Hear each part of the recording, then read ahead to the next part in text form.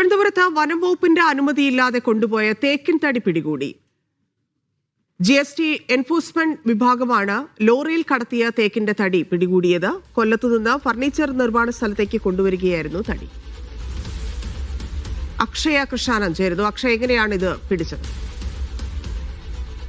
ധന്യ, ഫോറസ്റ്റിന്റെ അനുമതിയില്ലാതെ, അതായത് വനംവകുപ്പിന്റെ അനുമതിയില്ലാതെ കൊണ്ടുപോവുകയായിരുന്ന ഏകദേശം 10 ടണ്ണുണ്ട് എന്നുള്ളതാണ് നമുക്കിപ്പോൾ ലഭ്യമായിട്ടുള്ള വിവരം. ഇത് GST വിഭാഗം, GST എൻഫോഴ്സ്മെന്റ് വിഭാഗമാണ് ഈ തടി പിടിച്ചെടുത്തത്.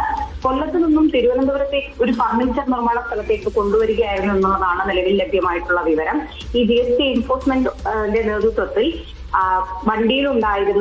വാഹനത്തിലുണ്ടായിരുന്ന മറ്റൊരാളെയും അതോടൊപ്പം തന്നെ ഡ്രൈവറെയും കസ്റ്റഡിയിൽ എടുത്തിട്ടുണ്ട് എന്നുള്ളതാണ് നിലവിൽ ഇപ്പോൾ ലഭ്യമായിട്ടുള്ള വിവരം തന്നെ. ശരി, അക്ഷയ്.